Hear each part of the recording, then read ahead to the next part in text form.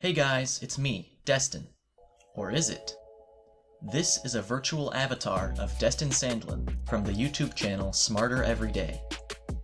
The software that allowed me to generate this avatar is called Avatarify, and it was created by Ali Aliev. You may have already seen this video of Ali using his software to trick his friends into thinking Elon Musk joined their Zoom meeting. Ali made his software available for anyone to download. And in this video, we're going to take a look at the driving principles behind how Avatarify works, and how it allows you to join Zoom meetings disguised as virtually anyone in the world. Let's go get smarter every day. Ali made instructions on how to install Avatarify on a variety of different operating systems. I'll put a link to his GitHub page in the video description. As a disclaimer, you don't need to be a programmer to install Avatarify. However, knowing your way around the command line will make the process go much smoother. Before we take a look under the hood of Avatarify, let's talk about Zoom for a minute. What I'm about to say applies to most other video conferencing software, but I'll mainly be focusing on Zoom in this video. Zoom works by taking the video feed from your webcam, along with the audio from your microphone, and sending it across the internet to a virtual conference room, thus allowing you to communicate with other people from long distances. Zoom also has a share screen feature that allows you to share a live video feed of your screen. Let's say we want to join a Zoom meeting using this avatar of Albert Einstein. We need a way to replace our webcam feed with this display window on our screen. If we were simply to use the share screen feature, people would know that the avatar is a screen recording and not an actual video feed. One solution would be to plug in a second camera and point that camera at the screen displaying your avatar. Although this technically would work, you would lose some video quality in the process. The way Ali replaced his webcam feed with a screen recording was by using a virtual camera. Instructions for how to set up a virtual camera can be found on Ali's GitHub page, but here's how it works in a nutshell. First, you install a third-party recording software, such as Open Broadcaster Studio, and set it to record your avatar. Next, you create a virtual camera filter and tell it to start streaming. Now, when you open up your video settings in Zoom, you can select a camera named OBS Camera, and voila! You can now join Zoom meetings using your Albert Einstein avatar. Watching these avatars up close, you may be thinking that people would catch on to the fact that they are fake way too quickly. But think about it this way. 90% of the time, your video feed will be housed in one of several small windows on the other user's screen. On top of that, Zoom often has trouble connecting properly. These two factors, along with the eerily realistic movement generated by Avatarify, gives these avatars just enough clearance to fly under most people's radar. In fact, I once participated in an hour-long Zoom meeting using an avatar of myself without anyone knowing. I also joined a Zoom meeting disguised as my friend Luke, which went pretty okay, considering I stink at impersonating voices. Yes. You guys hear me? Was that Harrison? Yeah. No, Mom, it was me. It was Luke. Oh. And why don't we have you on?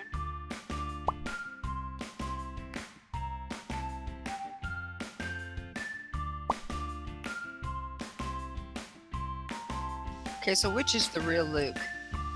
We have two Lukes. Wave Luke. Oh. Oh, how funny. What happened, Luke? What in the world? What are you doing, Luke? Harrison's pretending to be me. That's what threw me off. That is Harrison's voice. I'm like, have I entered the Twilight Zone? You move. Move your mouth, Harrison.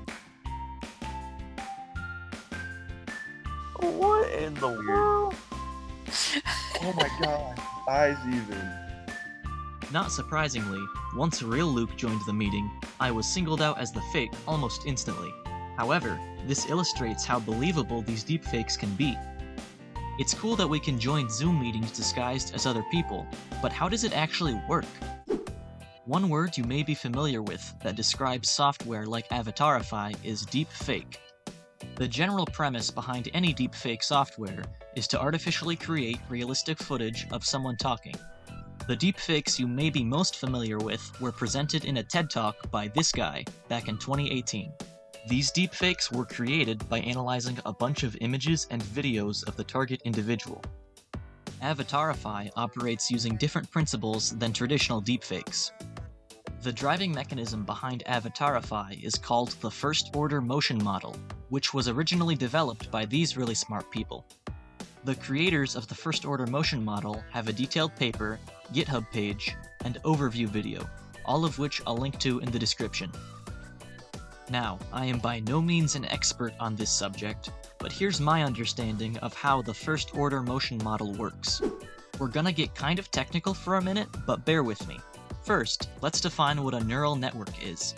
A good way to think of a neural network is like a tiny virtual brain, only instead of being made of neurons, it consists of nodes. Each node is essentially a function that takes an input and provides an output. By themselves, these nodes aren't very useful. Just like a single neuron doesn't make for a very useful brain.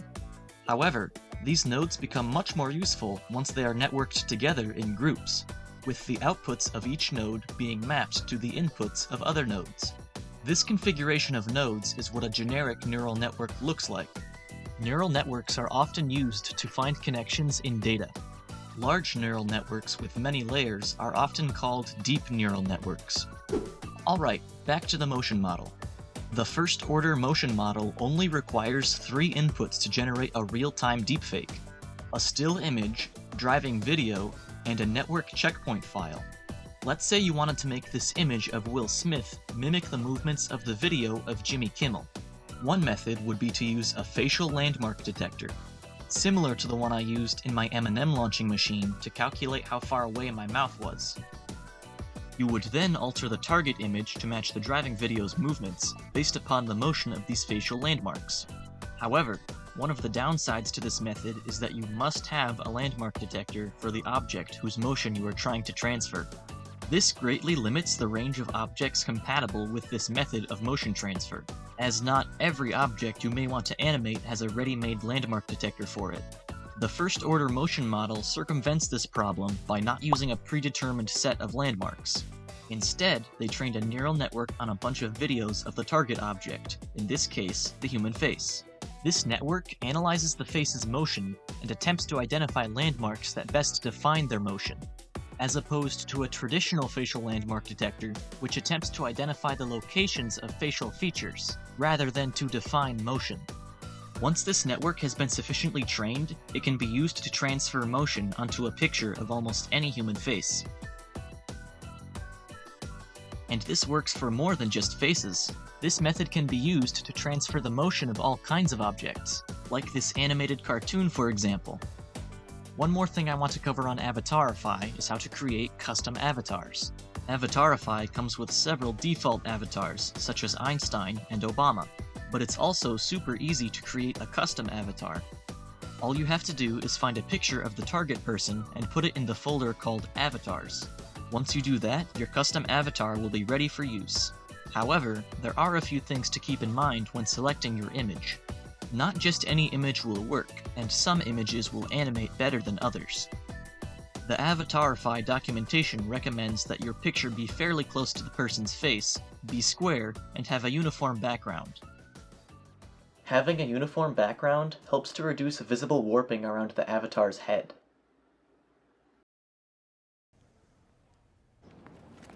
Potential uses of this software aren't limited to just pranking your friends. Avatarify can also bring you closer to your ancestors. This is a picture of my grandpa when he was a young man. Unfortunately, videos of everyday people weren't very common during the mid-1900s, so we don't have any footage of him this age. That's where Avatarify comes in.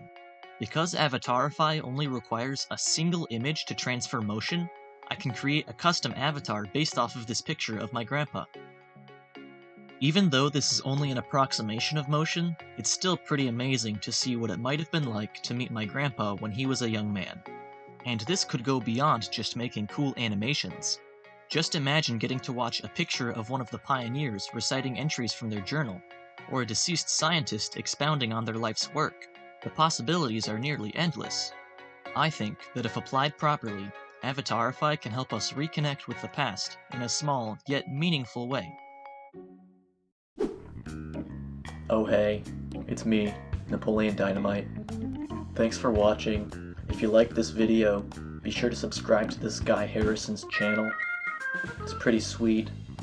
He's got a lot of nice skills, you know, like computer hacking skills, bow staff skills, nunchuck skills. He's just got a lot of great skills. And if you want to help him support... Dang it, couldn't cut that out right. And if you really want to help him out, you can, like, support him on Patreon or whatever. Why haven't you subscribed yet? Gosh!